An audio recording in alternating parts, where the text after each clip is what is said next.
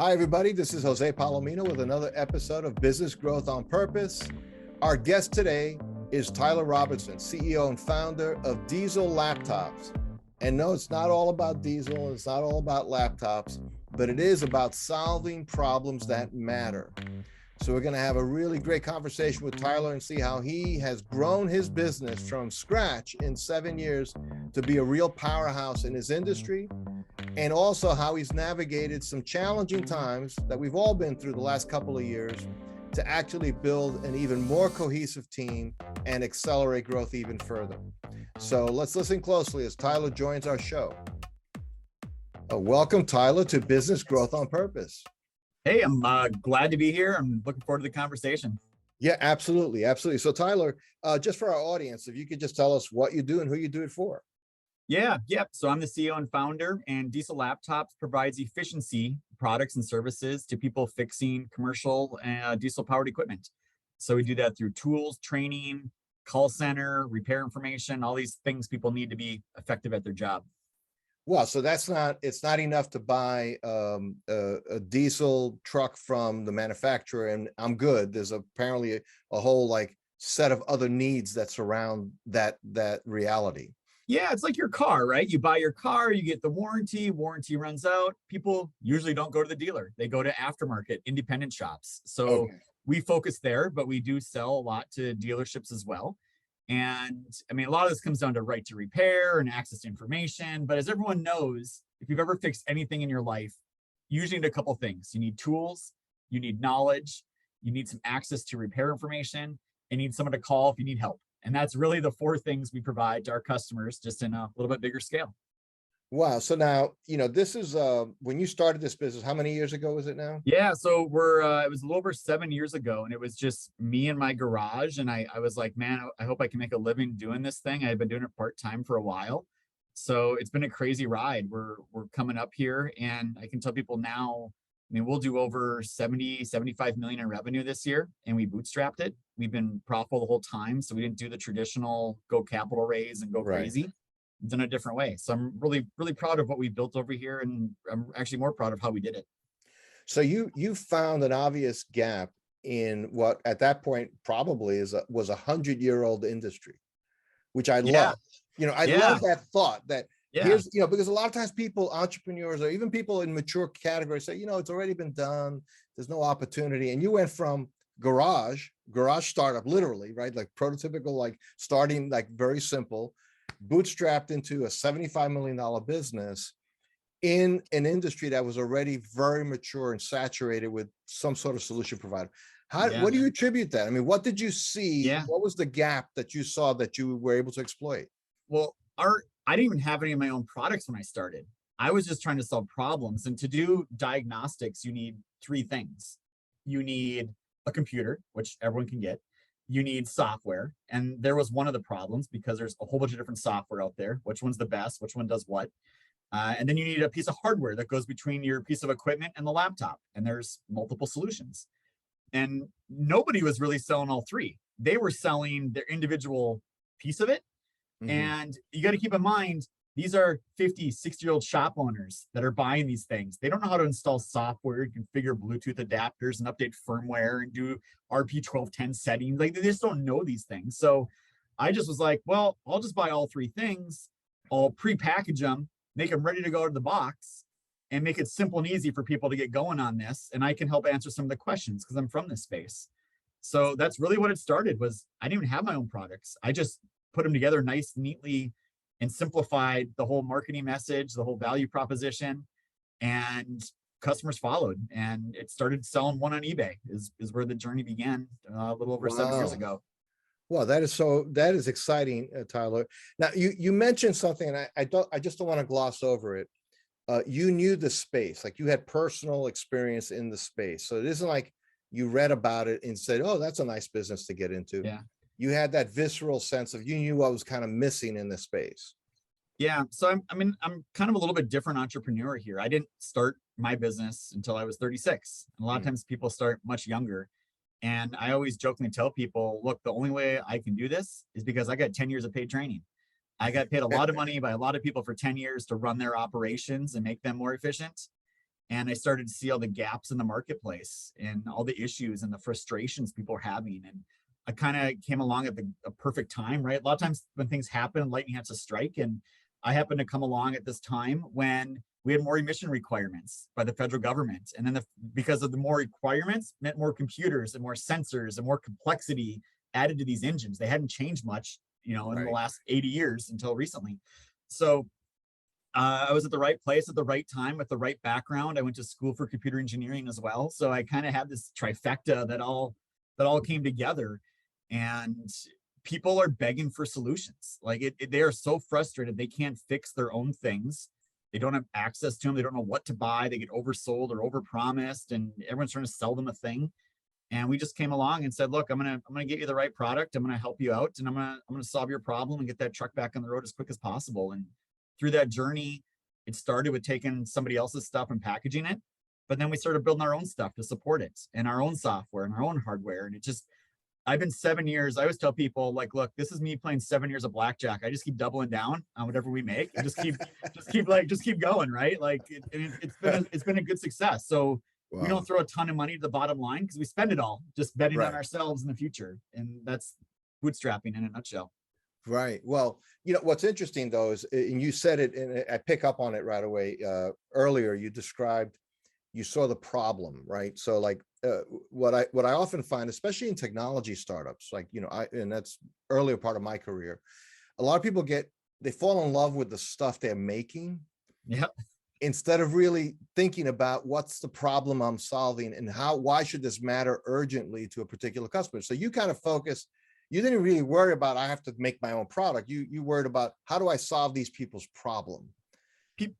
People buy solutions, they don't buy products, right? Like we all know this, but yet, like, as you said, and Steve Jobs has a great speech he did like in the early 90s on a stage where he's like, I got the war wounds to show it. You can't take a product and jam it into a solution. You got to think of the solution first and then build the product from there. And that's really what it's been. So this has been a constant situation where I'm always like, well, what problem do they have? Let's go make a solution for it. And sometimes we make good solutions, sometimes we don't, but the market tells you pretty quick. And that's been one of our keys to our success, is how do we make that person's job more efficient? And we just go back to that every single time. So we start with like the really end user, the technician, the guy working on the vehicle. Okay. Solve his problem. And he's not the guy buying these tools. It's his boss or his manager, his boss's boss's boss. But that's fine. We know if we can save them time and money. And in our space, like truck repair, these shops are charging 150 to 200 bucks an hour to work on something. If we can save them 15 minutes, those minutes add up really quick into big dollars. And that's the industry we play in. Well, now with a heavy focus, I mean, even in the name of your company around diesel, right? So clearly a few things are happening now in the energy front, and a few things are happening in terms of what people are predicting or trying to make happen on the automotive front, certainly trucking and so on. EVs being one, and then autonomous driving, right? You mentioned that in our pre-call. So as you look out, what do you see for your company are the necessary pivots as you see that? Because that's apparently, from all I'm reading, that's a wave we're not going to stop that wave. It's going to happen. Yeah, it's inevitable at this point. So I think I misnamed my company Diesel Laptops, because now we're doing, non-diesel things, and we're using mobile phones and tablets and everything else. But for me, I look at it, just my general perception is I was really 20 years late to this diagnostic game. And at this point, we've already passed all of our competitors. And some of these guys are billion-dollar competitors. We sell more tools and do more things than they do. And now it's like the great reset. So I'm like, all right, now all you guys get to deal with me from day one here, and we're running fast and hard, and we're doing things a different way than everybody else is doing. So yeah, EVs are definitely coming. And it's we're actually excited about it. So while there's not engines, there's obviously other things going on there. And what we've really learned in this whole process, and I've interviewed and been with Mack Trucks, International Truck and Engine. I've been to their facilities. I've seen these things. I've driven these things. They are great. They got a long way to go still, but they are great. What we've seen is a huge potential. So you got to keep in mind all these gas stations that are out there, these fuel pumps. More than likely, they turn into charging stations. Well, all these charging stations, what are those charging stations? They're really big computers, and they have circuit boards, and they have logic in them, and they have mechanical componentry in those things. So we look at this being like, man, we may go beyond just trucks, but into actually doing diagnostics for charging stations and all the Mm. infrastructure stuff that's out there. So that's a huge one to us.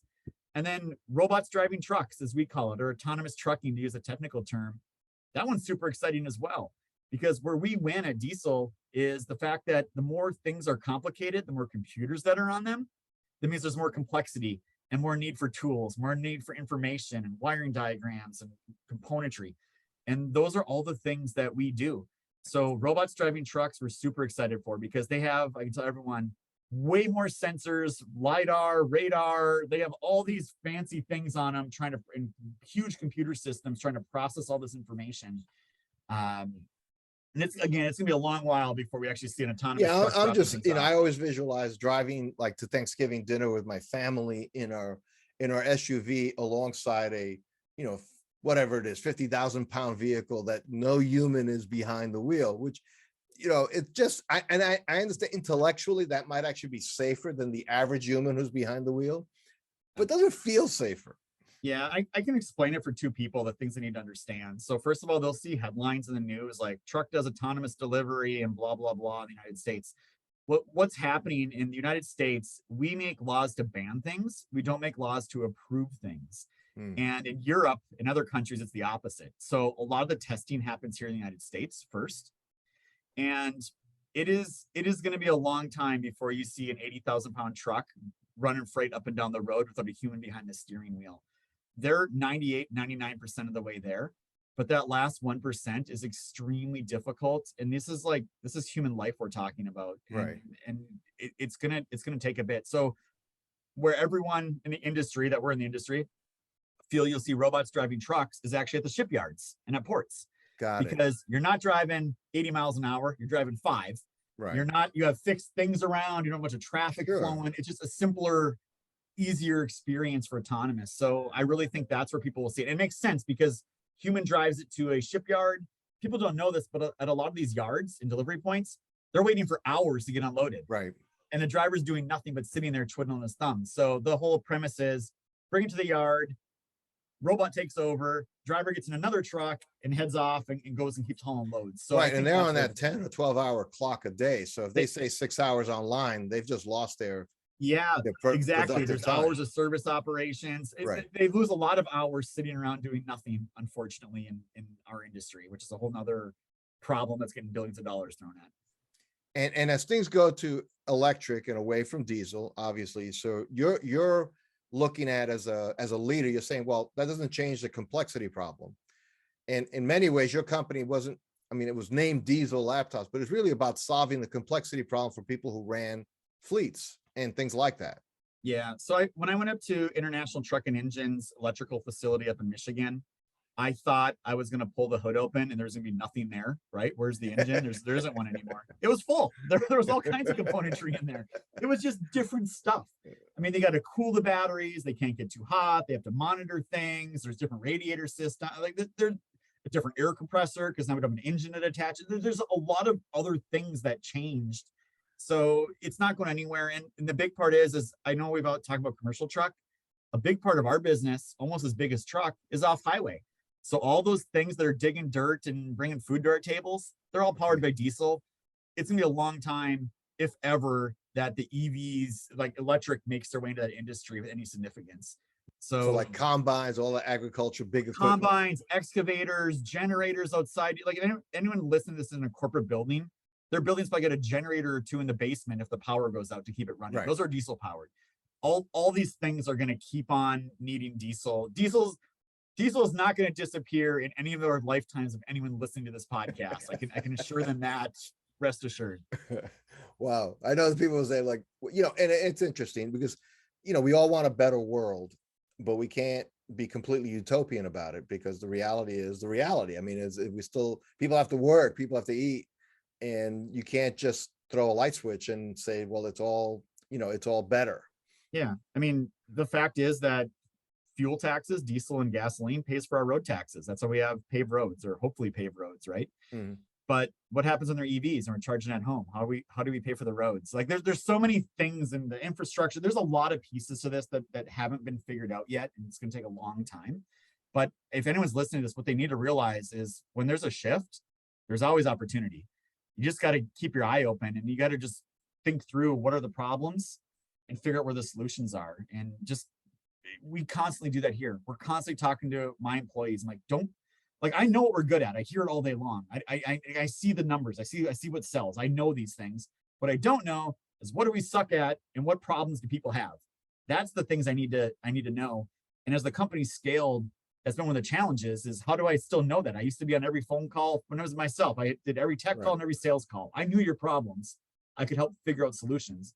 It gets different. You have to keep, you kind of reinvent yourself and your organization as you keep scaling up. Plus, as you scale up, you also scale out. You have different product lines, some of those maybe to different buying centers, so the complexity just keeps going as you scale growth.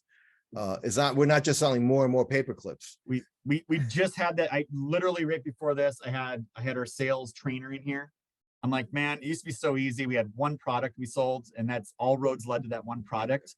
Now we have 10 main products. Like, we need to clarify, like, we can't scale up our sales organization unless we clarify and simplify which product we put in front of a customer. Like, we need to figure this out in less than 3 questions to tell them which product best fits them.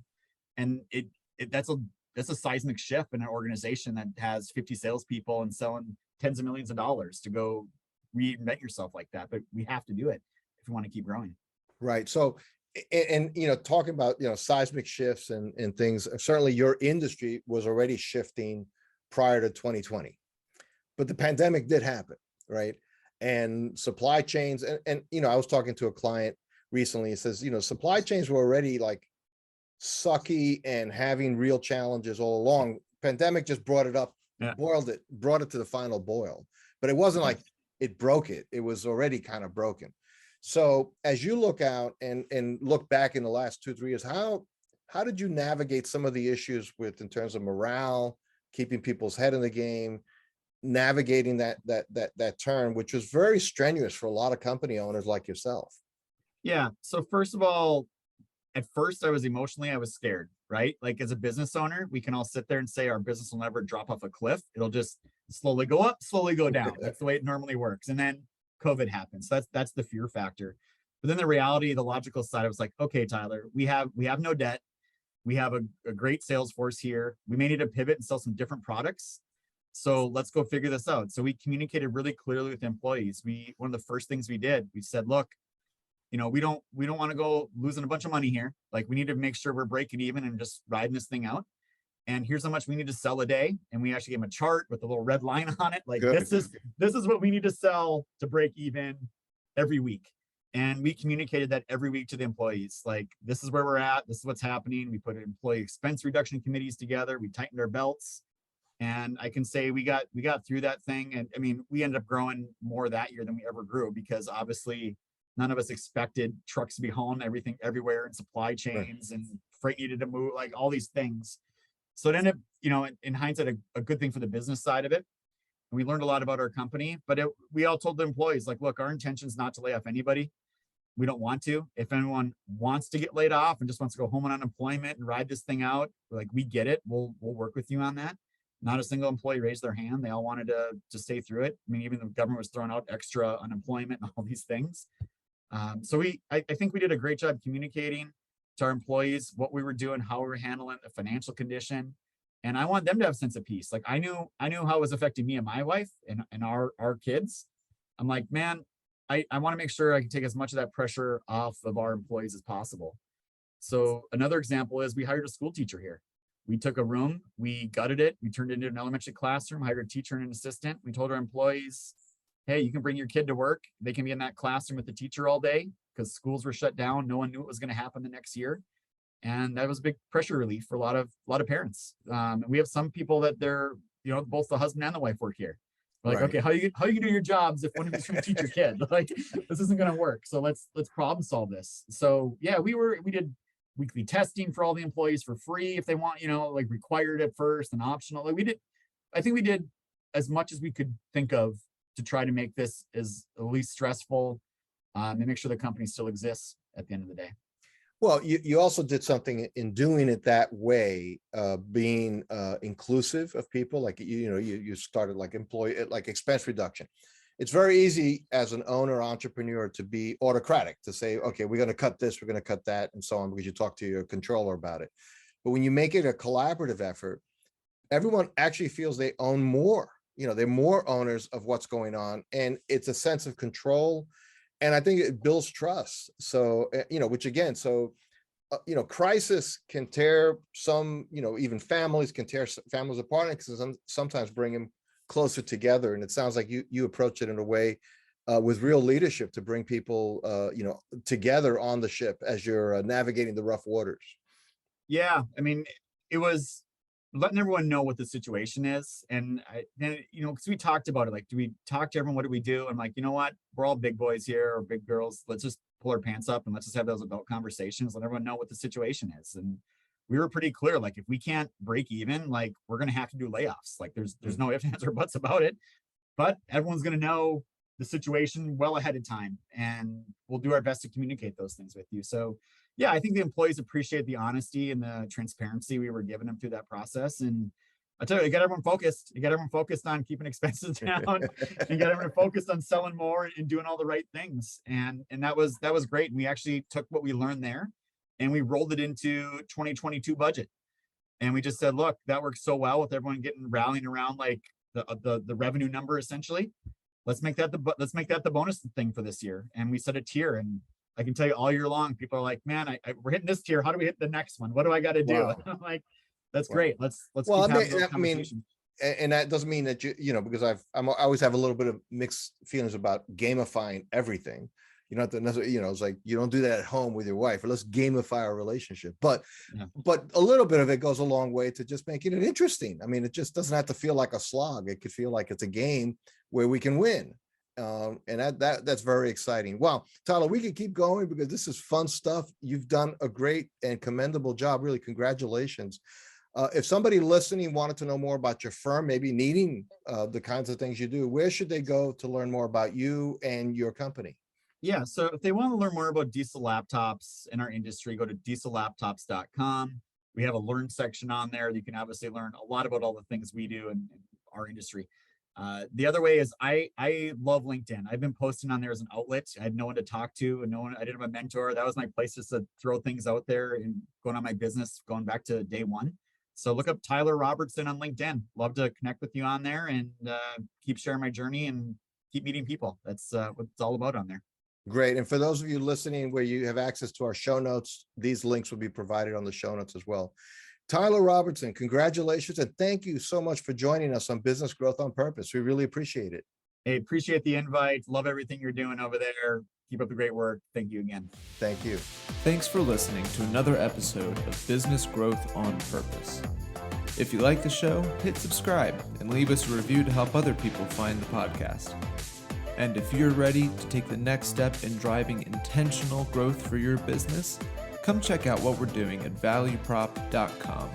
We've developed industry-leading programs and systems to help B2B owners take control of their growth. Until then, thanks for listening to another episode of Business Growth on Purpose.